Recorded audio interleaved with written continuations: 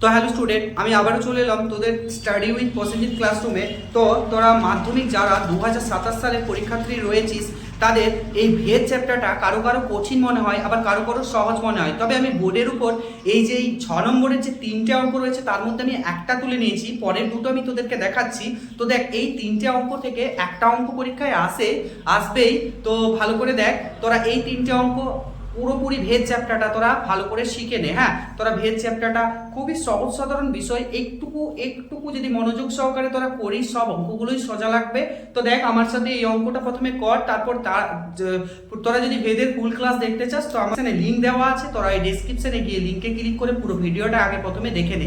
আমি এগুলো short video বানিয়েছি। এই অঙ্কটা কিভাবে হয় আমার সাথে চট জলদি একটু করে নে। হ্যাঁ, তো দেখ ভালো করে, এখানে কি বলেছে, x plus y varies as x minus y হলে দেখাও যে x square plus y square varies as xy। তো দেখ, এই অঙ্কটা আর কিছুই নয়, এই অঙ্কটা আমরা এখান থেকেই বের করে নিতে পারবো এটাকে। তো দেখ, এখান থেকে বের করে নে। আগে এখানে কি দেওয়া আছে বলতো তোর কাছে, x y varies as x minus y দেওয়া আছে। তোরা জানিস এই ভ্যারিসিয়াস, এটাকে ভ্যারিসিয়াস বলা হয়, এটাকে প্রপোর্শনাল টু ও বলে অনেকে।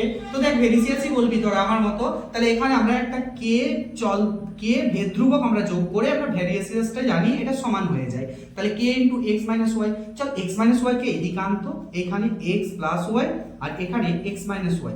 তাহলে দেখ, এদিকে তো k পড়ে থাকবে বল। আমরা এখানে কিন্তু লিখবো যে k হলো অশূন্য ভেদ ধ্রুবক, অশূন্য ভেদ ধ্রুবক, ভেদ ধ্রুবক। তোরা জানিস এটা শূন্য ব্যতীত অন্য কিছু ভেদ ধ্রুবক হয়ে আছে।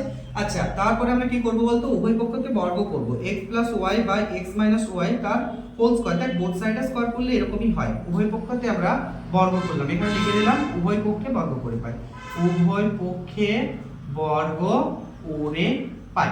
ঠিক আছে, তাহলে উভয় পক্ষে বর্গ করলে জানিস তোরা এটা স্কয়ার হয়, এটা স্কয়ার হয়, তাহলে এটা স্কয়ার হয়, বোথ সবাই স্কয়ার পাবে।